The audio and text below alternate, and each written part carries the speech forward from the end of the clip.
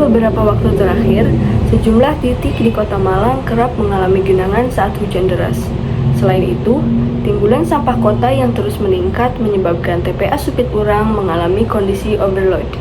Sehingga fenomena ini menimbulkan pertanyaan, apakah kedua masalah ini saling berkaitan jika dilihat dari fisika lingkungan?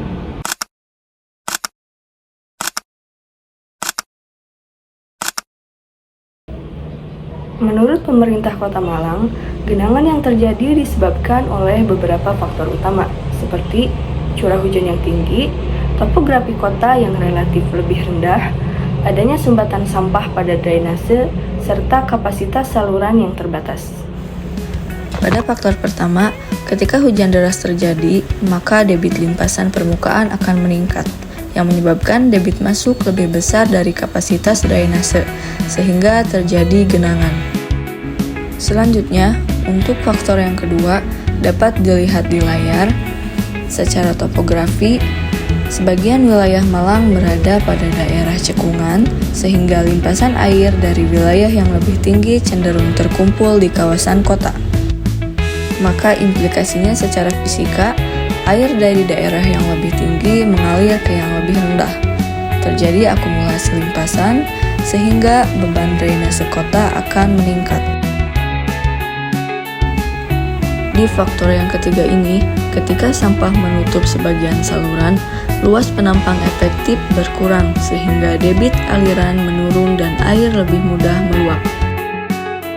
Faktor terakhir disebabkan oleh drainase itu sendiri, di mana dimensi saluran tidak akan cukup untuk debit puncak, desain tidak berkembang sesuai kebutuhan masa sekarang, dan urbanisasi meningkatkan limpasan.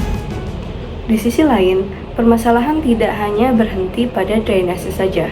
Timbulan sampah kota yang terus meningkat menyebabkan TPA Supit Urang mengalami kondisi overload. Hal ini tentu saja disebabkan oleh beberapa faktor seperti produksi sampah harian yang masih tinggi, pemilahan sampah di sumber yang masih rendah, serta sebagian besar sampah langsung masuk ke TPA.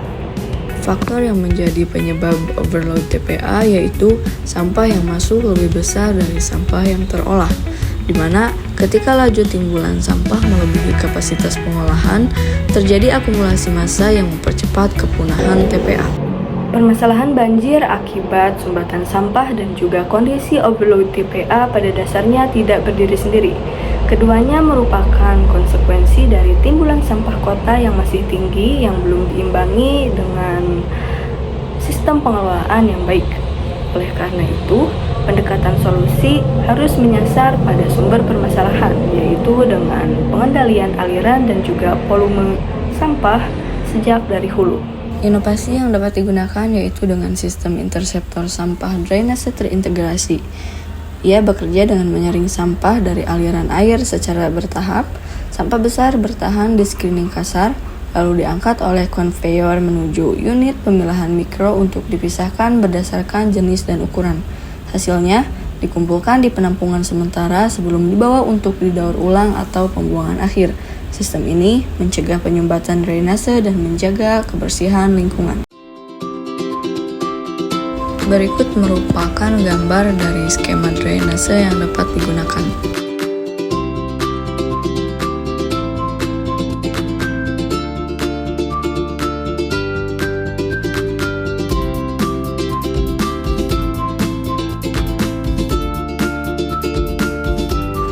Maka pada saat hujan deras turun, air akan mengalir masuk ke drainase. Ketika menggunakan inovasi tadi, air yang masuk ke dalam drainase tidak akan membawa sampah karena telah di-screening pada permukaan drainase. Sehingga dapat dilihat air yang masuk tidak akan meluap di drainase.